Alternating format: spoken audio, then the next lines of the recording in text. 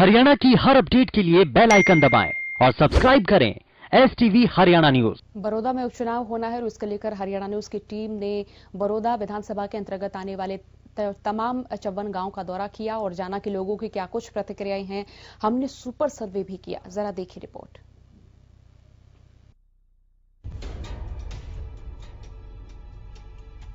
बड़ौदा में होने वाला उपचुनाव जैसे जैसे नजदीक आ रहा है, वैसे वैसे सियासी गलियारे में हलचल तेज हो चली है।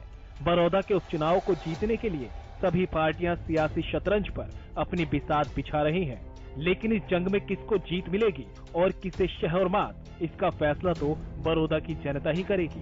और ये जनता अपना मन बना बैठी है कि बड़ौदा की गद्दी किसे सौंपेगी।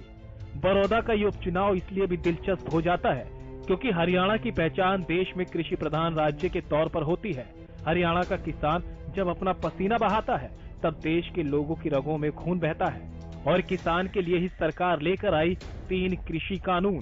लेकिन इन कृषि कानूनों से किसान कितना खुश है, ये सवाल लगातार बना हुआ है। और इसी सवाल को जब हमने अपने सुपर सर्वे में पूछा, जब कृषि कानूनों पर किसानों और लोगों की राय जानी और पूछा कि आप कृषि कानूनों का समर्थन करते हैं या विरोध, तो इसका जवाब बेहद चौंकाने वाला सामने आया। क्योंकि जो सर्वे में जनता की राय सामने आई, उसमें जनता ने कृषि कानूनों के समर्थन में 30.65% वोट किए।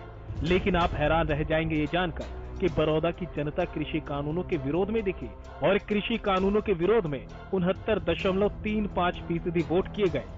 ये सर्वे हरियाणा न्यूज की टीम ने बड़ौदा के एक एक गाँव में जाकर किए। हरियाणा न्यूज की टीम ने बड़ौदा की जनता की नब्ज टटोलने की कोशिश की और जो नतीजे आए वो आपके सामने हैं। हालांकि इन पर आखिरी मुहर 10 नवंबर को लगेगी। लेकिन हरियाणा के सुपर सर्वे में पूछे गए कृषि कानूनों के समर्थन या विरोध वाले सवाल पर बड़ौदा की जनता ने साफ कर दिया कि वो इन तीनों कानूनों के विरोध में है। तो ऐसे में केंद्र की तरफ से लाए गए कृषि कानूनों का खामियाजा बीजेपी को बड़ौदा में उठाना पड़ सकता है। Bureau report, Haryana news.